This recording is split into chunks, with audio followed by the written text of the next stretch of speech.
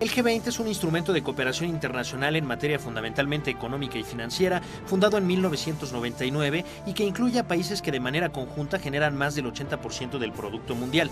Dentro del G20 se encuentran los 7 países más industrializados del planeta, es decir, Estados Unidos, Alemania, Canadá, Japón, Italia, Francia y Reino Unido, a los que se le suma Rusia y la Unión Europea, y finalmente otros 11 países conocidos como de reciente industrialización. Es lo más natural del mundo que cada país quiera aprovechar sus ventajas comparativas para poder competir en el mundo globalizado. Y así, por ejemplo, los alemanes, que tienen una mano de obra carísima, también producen unos productos de alta sofisticación carísimos y con eso se compensa. Y hay otros países que a lo mejor están en el terreno de las exportaciones primarias, como el caso de Argentina, que está, o Brasil mismo, ¿no es cierto? Pero el terreno a veces parece no ser tan parejo por el tema de la volatilidad monetaria que estamos viviendo hoy. Simplemente, pues aquí en México hace 2 meses teníamos un dólar de 11.30 por ahí, la semana pasada amanecimos a 14 pesos. Y en el caso de China concretamente, la moneda que no es convertible genera un espacio muy errático en cuanto a, o sea, que la segunda economía del mundo no tenga una moneda convertible, pero al mismo tiempo tenga algo así como que es el 8% de los bonos del Tesoro de los Estados Unidos, ¿no? Genera una serie de desequilibrios bien importantes. ¿Cuál es tu evaluación en esto? O sea, digamos, ¿cómo realmente, si ya va a ser un jugador global China, cómo lograr que participe pues también de los compromisos que se requieren para hacerlo? Esa es una gran pregunta.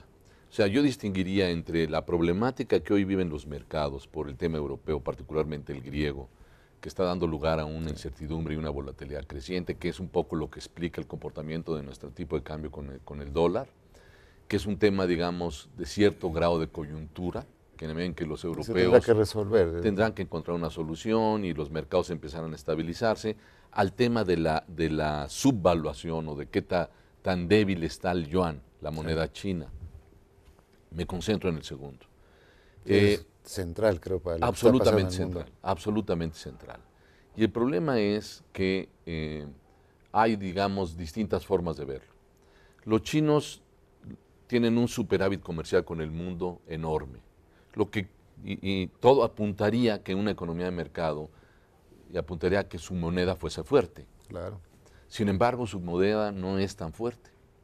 Y dado el fenómeno de intervención en ese mercado, que los chinos no permiten que se dé ese ajuste, esto ha dado lugar a unas distorsiones terribles, porque les da una competitividad adicional, artificial, si tú quieres llamarle de esa forma, a los productos chinos frente a los productos del resto del mundo.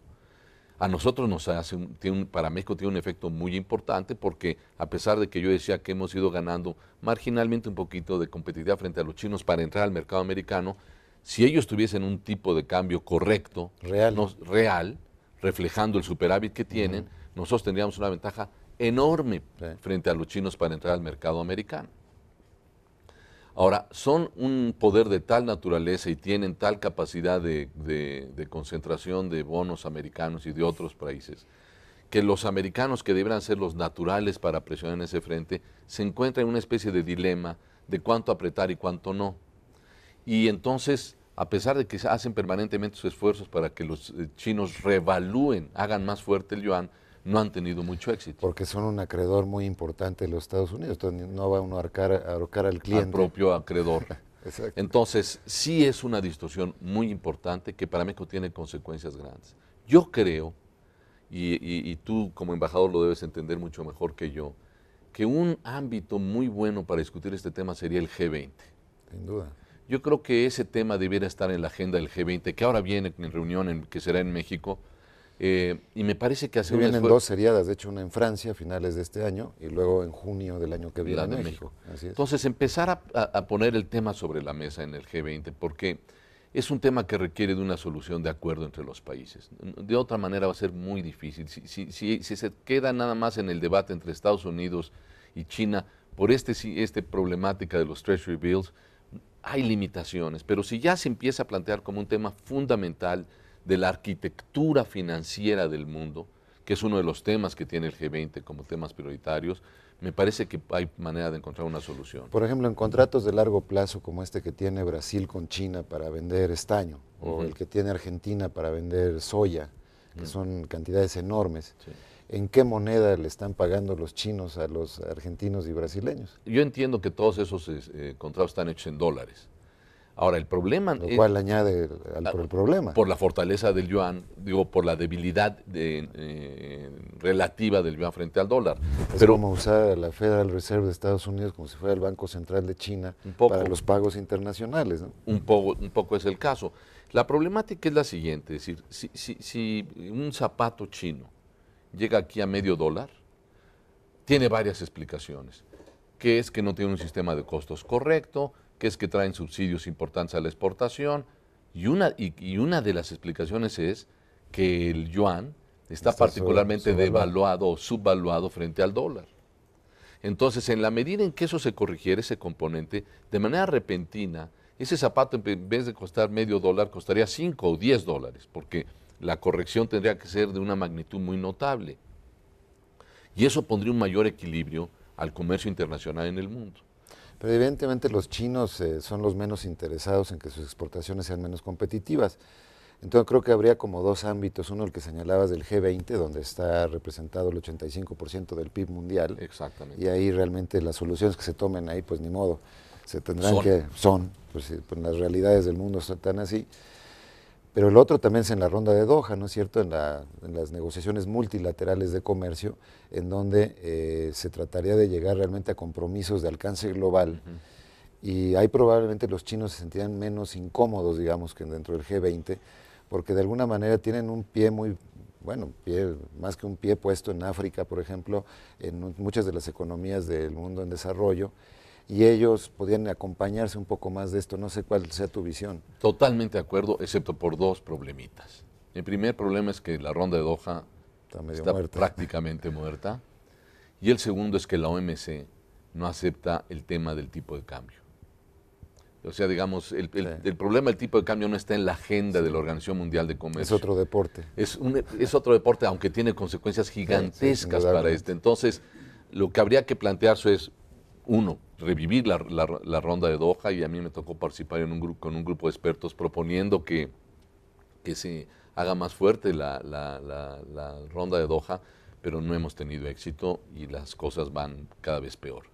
Pero si se lograra impulsar la ronda de Doha, y eso es algo que también el grupo del G20 podría empujar, y por otro lado se rompiera con el mito de que es un tema que no debe tratar la OMC, entonces ese sí sería una instancia interesante para enfrentar, y tienes razón, yo creo que diplomáticamente más aceptable para los chinos. Sí, se sentían algo más cobijados por la cantidad de aliados que han ido generando en el mundo. Exacto. Y probablemente sentirían que podían sacar un mejor beneficio de una negociación dentro de la ronda multilateral que dentro del G20, donde prácticamente son el enemigo a vencer en el tema concretamente monetario. Ahora con el asunto del euro también como está, probablemente los europeos pasen un mal rato también en esas discusiones. Es que yo creo que los europeos también tienen un problema frente a los chinos, porque los chinos están empezando a tomar también papel en euros. Entonces, todo esto se va complicando adicionalmente. Ahora, los europeos tienen que enfrentar su problema mucho antes que lo que se resuelve el tema chino. O sea, los europeos sí tienen que tener corto plazo ya un acuerdo pronto sobre cómo van a resolver este problema, y todavía yo no veo claro cómo van a resolver el problema, porque, digamos, la solución más lógica y racional al tema europeo, en mi opinión, es que se emitieran eurobonos, ¿verdad? Y que con esos... Como nuestros tesobonos de una época. No hablemos de eso. Nomás riman. No, nada más riman. No, eurobonos que le permitieran a la deuda griega reconvertirse a un papel distinto, con un riesgo distinto. El único problema para hacer eso de verdad es que tendría que haber una Secretaría de Hacienda de toda Europa, que se asegure que esos eurobonos tienen un respaldo fiscal importante, de equilibrio fiscal en los países europeos. Y ese es un tema gigantesco. Es como dicen, geometría variable. Sí. No, porque además el problema es ese, que no pueden devaluar los griegos, porque devaluar ellos implica que devalúen los alemanes y los italianos y los españoles. Entonces no hay esos mecanismos monetarios tradicionales, han desaparecido. Desaparecieron. Entonces, si la solución de los eurobonos, que en mi opinión sería la más válida, pero que requiere de cambios de instituciones muy importantes, no vuela, entonces surgen otras que ya son subóptimas, ¿no? Una es salvar a los bancos franceses y a los bancos alemanes y a los bancos... Aislarlos del problema. Y no salvar a Grecia, sino salvar a los bancos. Esa es una que a lo mejor acaba ocurriendo. La otra es que Grecia se salga del euro por un rato, que también es subóptimo porque va a generar ya una preocupación sobre el futuro del euro y de toda la Unión. Y la otra que empieza a mencionarse es que los alemanes se salgan del euro, que eso sí sería bueno, fatal, acabose. Sería la bomba atómica para la región, ¿no? Sí, sí, sí. No, interesante, interesante. Pues muy bien, vamos a regresar con los dos últimos segmentos del programa después de este corte. En 1995, y como producto de los procesos de negociación iniciados con el Acuerdo General sobre Aranceles y Comercio, o GATT, en 1947, nació la Organización Mundial de Comercio con la principal función de administrar los acuerdos comerciales firmados por sus miembros y arbitrar en diferendos relacionados con dichos acuerdos. La organización, que tiene su sede en la ciudad de Ginebra, Suiza, es también un foro multilateral de discusión y negociación en materia comercial y desde 2005 es dirigida por el francés Pascal Lamy.